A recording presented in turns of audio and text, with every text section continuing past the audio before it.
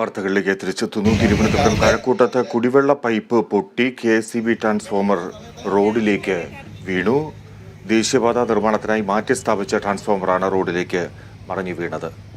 വിവരങ്ങൾ സൂര്യഗായത്രി നൽകും. സൂര്യ, എങ്ങനെ അപകടമുണ്ടായി? ഈ ട്രാൻസ്ഫോമർ മാറ്റുന്നതിനുള്ള നടപടികളുണ്ടോ? ഫിജി, ഇന്ന് രാവിലെ 8:30 തിരുവനന്തപുരം കഴക്കൂട്ടത്ത് ട്രാൻസ്ഫോമർ റോഡിലേക്ക് വീഴുന്ന ഒരു സാഹചര്യം ഉണ്ടായിരിക്കുന്നത്. കുടിവെള്ള പൈപ്പ് പൊട്ടിയാണ് KSEB ട്രാൻസ്ഫോമർ റോഡിലേക്ക് വീണത്. ദേശീയപാത നിർമ്മാണത്തിനായി മാറ്റി സ്ഥാപിച്ച ട്രാൻസ്ഫോമറാണ് ഇത്തരത്തിൽ റോഡിലേക്ക് മറിഞ്ഞു വീഴുന്ന ഒരു സാഹചര്യം ഉണ്ടായത്. പുതുതായി സ്ഥാപിച്ച pipe line water authority charge ചെയ്തതോടെ പൂഴിമണലിൽ സ്ഥാപിച്ചിരുന്ന ട്രാൻസ്ഫോമർ മറിഞ്ഞ് വീഴുകയായിരുന്നു. തുടർന്ന് ഇന്ന് രാവിലെ മുതൽ കഴക്കൂട്ടം മുതൽ പള്ളിപ്പുറം വരെയുള്ള ഗതാഗതം സ്തംഭിച്ചിരുന്നു. വാഹനങ്ങൾ ഇപ്പോഴും വഴിതിരിച്ചു വിടുന്ന സാഹചര്യമാണ് നിലവിലുള്ളത്.